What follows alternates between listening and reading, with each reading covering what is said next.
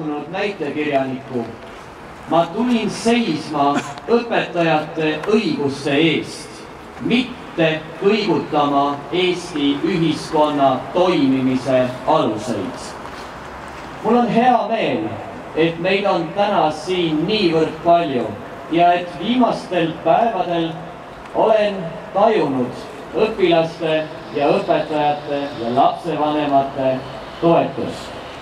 Samas olen kurb, et on inimesi, kes sisistades, ussitades, skeemitades, mädandades püüavad õpetajate streiki näidata ohuna Eesti Vabariigile ning meie suveräänsusele, meie tegutsemisele eesti keele ja kultuuri kandjatena. Ja ometi on kõik korras. Ma olen rõõmus, et Eesti õpetajad on viimaste kuude jooksul palju kirjutanud avalikult oma tööst, Eesti kooli elust, oma töö tingimustest. Ma olen aga väga kurb, et neile soovitatakse hääletada jalgadega, leida sobivam töö, minema, tõmmata küür selga, kaduda. Selmet anda neile võimalus muuta oma töökeskkonda sobivaks.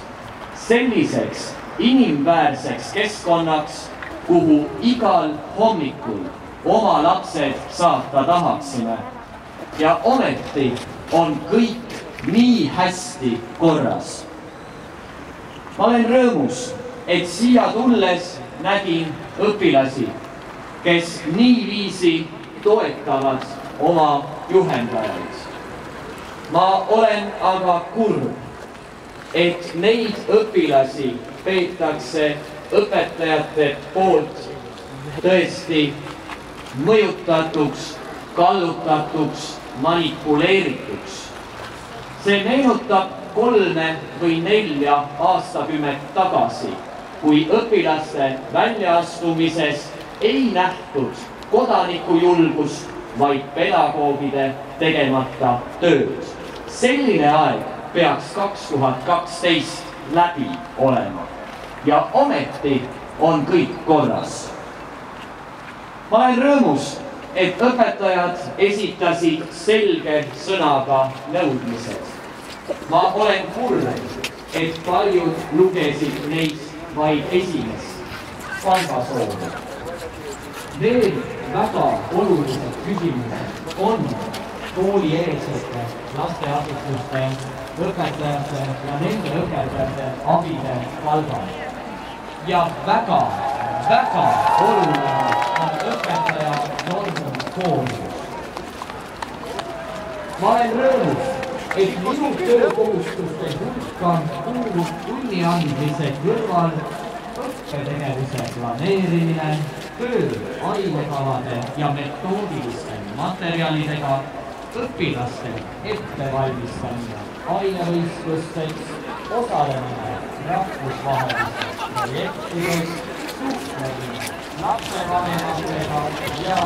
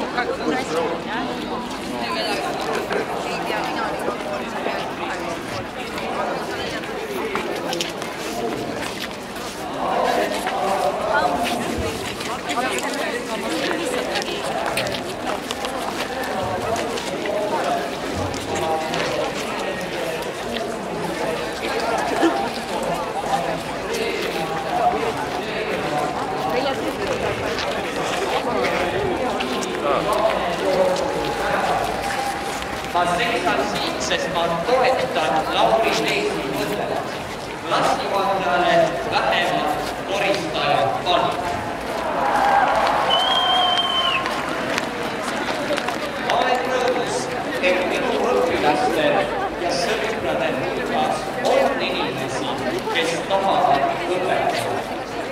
Ma olen aga kuulnud, et nad ei näe selles võimalust elutööks, vaid lühiajaliseks kogemuse omandamiseks ja isiksuse kasvatamiseks.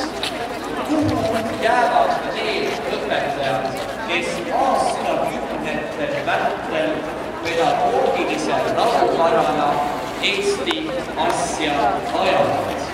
Need on õpetajad, keda ei võtta riigikord, külm ega külmapühad ega klooster. Eesti kool vajab selliseid õpetajaid. Oleks teil kõigile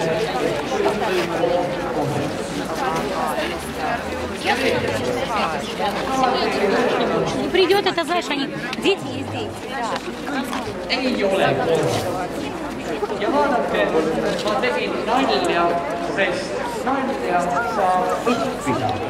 Ja mina õppisin nalja tegema nende käest, kes tegid mõni aeg tagasi nalja õpetajale, kes on hea topeltpalk.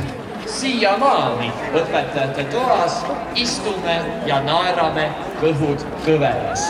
Väga naljakas nali.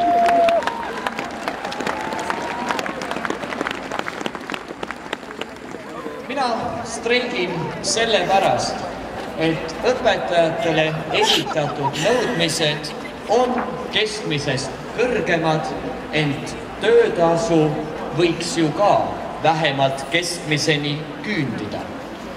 Mida soovime gümnaasiumi õpetajalt? Me eeldame, et tema ainealased teadmised on sügavad. Me eeldame, et ta need teadmised suudab viia nooreni. Me eeldame, et ta on oskuslik suhtleja. Uue õppekava järgi eeldame, et ta suudab juhendada ka uurimistööd. Neid kohustusi tuleb juurde ja juurde ja juurde. Aga töötasu ei saa ju juurde maksta, sest valikud on olnud teised. Õpetajatele on selgeks tehtud. Ole tippinimene, ole tippspetsialist, aga ära oma palka kommenteeri, sest sa töötad vaid missioonist. Teen ettepaneku kõikidel tippspetsialistidel homsest päevast minna õpetaja palga peal missiooniga tööle. Tahaksin näha, kui palju teist tööle jõuavad. Mida ma siis palun? No siin ma seisan ja teisiti ma ei või.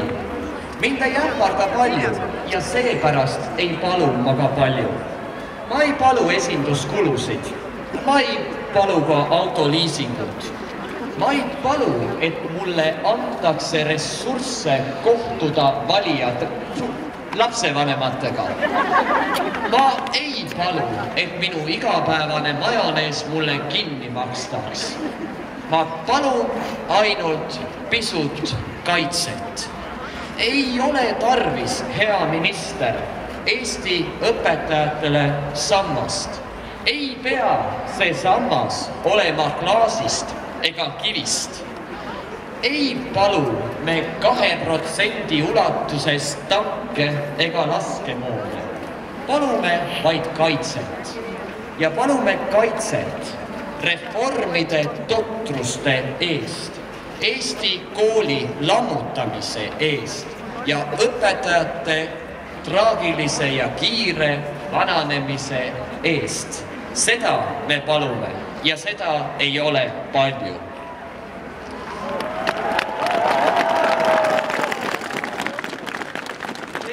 Siia möödusin ma kiirel sammul oma ajaloo õpetajat, kes tänaseks on jõudnud väärikasse ikka. Ma võtan püksi peast ja ütlen, härra Vello Kuldna, teie olete minu eeskuju. ja 50 aasta pärast tahan ma olla teie masti härrasmees, teie masti õpetaja. Ja selle jaoks palun ma, et riik õpetaja väärika spetsialisti tööd tasustaks. Ja ütlen veel üht. Õps alati on tubli mees. Ei tööd ta teha pelga. Ei kummarda ta mammonat, kuid tahab sirget selga. Aitäh ja jõudu!